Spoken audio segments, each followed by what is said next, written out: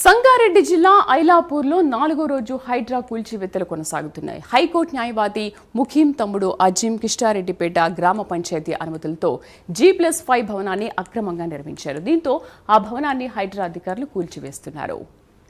ఇక పూర్తి సమాచారాన్ని మా కరెస్పాండెంట్ కుమార్ అందిస్తారు. కుమార్, హైడ్రా కూల్చివేతలు ఈ విధంగా కొనసాగుతున్నాయి. ప్రస్తుతం అక్కడ పరిస్థితి ఎలా ఉంది? Thank you Sridevi. అయితే హైడ్రా భారీ ఆపరేషన్ కు సంబంధించి ఈ రోజు 4వ రోజు కూల్చివేతలు అయితే కొనసాగుతున్నాయి.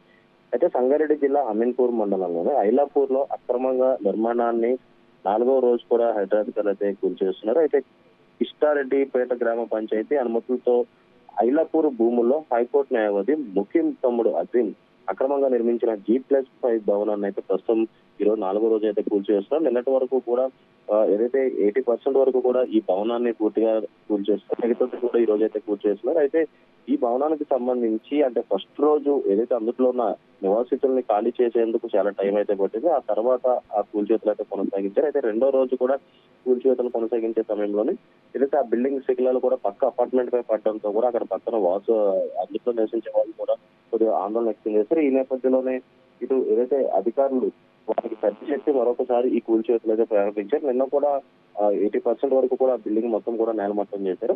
అయితే ఈ రోజు ఈవినింగ్ వరకు కూడా ఏదైతే ఆ బిల్డింగ్ పూర్తిగా నేలమట్టం చేసి హైడ్రా అధికారులు అయితే స్వాధీనం చేసుకున్నారు.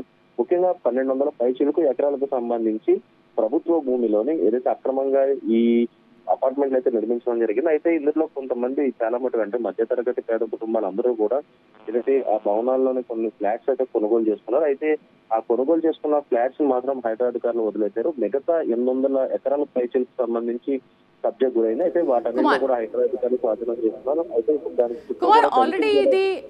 కుమార్ ఆల్రెడీ ఇది కూల్చివేస్తున్నారు కాబట్టి ఇది వాళ్ళ ఆధీనంలో ఉంది కాబట్టి దీన్ని కంటిన్యూ చేస్తున్నారు. అయితే ఒకవైపు కోర్టు కూడా ఆర్డర్ ఇచ్చింది కదా, మళ్ళీ మేము ఆదేశాలు ఇచ్చే వరకు కూల్చివేతలు ఏవి కూడా చేపట్టొద్దు అని. సో ఇప్పటి వరకు మళ్ళీ ఏమైనా కూల్చివేతలు గుర్తించారా?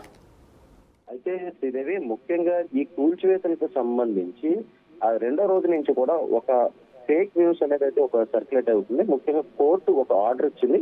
ఆ ఆర్డర్ ప్రకారం అంటే హైకోర్టు చెప్పే వరకు కూడా హైడ్రా కూల్చివేతలు ఆపాలంటూ కూడా ఒక ఆర్డర్ కాపీ సోషల్ మీడియాలో కూడా సర్క్యులేట్ అవుతుంది. అయితే దానికి సంబంధించి హైడ్రా కమిషనర్ రంగనాథ్ కూడా ఒక క్లారిటీ కూడా ఇవ్వడం జరిగింది. అయితే ఆ కాపీ ఏదైతే సర్క్యులేట్ అవుతుందో అది ఫేక్ కాపీ కింద ప్రస్తుతం హైడ్రా అధికారులు అయితే గుర్తించారు. అయితే దీనిపై ఇప్పటికే సైబర్ క్రైమ్స్ లో కూడా దీంట్లో ఒక ఫిర్యాదు కూడా చేయడం జరిగింది. అయితే ముఖ్యంగా ఇటు సీఎం రేవంత్ రెడ్డి అలాగే హైడ్రా కమిషనర్ రంగనాథ్ పై హైకోర్టు ఏదైతే ఈ స్టే ఇచ్చినట్టయితే చెప్తున్నారు. అయితే ఇదంతా ఫేక్ న్యూస్ అంటూ కూడా ఇప్పటికే హైడ్రా ఖండిస్తుంది. అయితే ఈ నోటీస్ ఫేక్ అంటూ కూడా ఇప్పటికే హైడ్రా వెల్లడించింది. అయితే ముఖ్యంగా ఈ హైకోర్టు చీఫ్ జస్టిస్ పేరుతో ఈ సోషల్ మీడియాలో ఈ తప్పుడు ప్రచారం జరుగుతున్నట్టు కూడా ఇక్కడ హైడ్రా చెప్పింది. అయితే హైకోర్టు పేరుతో ఫేక్ నోటీస్ పై సైబర్ క్రైమ్ పోలీసులు కూడా ఇప్పుడే హైడ్రా అధికారులు అయితే కంప్లైంట్ అయితే చేయడం జరిగింది. అయితే దీనికి సంబంధించి విచారణ కూడా చేపట్టడం జరిగింది.